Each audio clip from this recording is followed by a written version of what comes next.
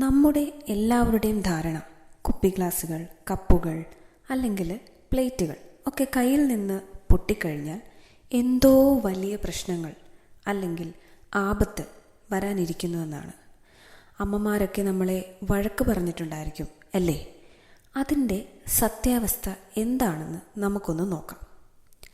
Actually Feng Shoy പ്രകാരം glasses എന്നത് വാട്ടറിനെയാണ് represent ചെയ്യുക. അതായത് വാട്ടർ എലമെൻ്റ് എന്ന് പറഞ്ഞാൽ വെൽത്തിനെയാണ് സൂചിപ്പിക്കുന്നത്, അതായത് സമ്പത്തിനെ.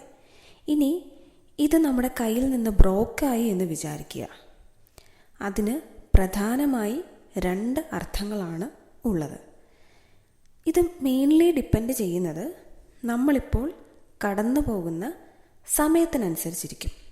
അതായത് നമ്മൾ ഒരു മോശം സമയത്തിലൂടെയാണ് കടന്നു പോകുന്നതെങ്കിൽ ആ കാലം ഇവിടെ അവസാനിക്കുകയാണെന്നും നല്ലൊരു കാലത്തിലേക്ക് ചുവടുവയ്ക്കപ്പെടുകയും ചെയ്യുന്നു എന്ന് കാണിക്കുന്നു. നല്ല സമയത്തിലൂടെ ആണെങ്കിൽ ഒരു ചെറിയ തടസ്സം അനുഭവപ്പെടുകയും ചെയ്യുന്നു എന്നാണ് സൂചിപ്പിക്കുന്നത്.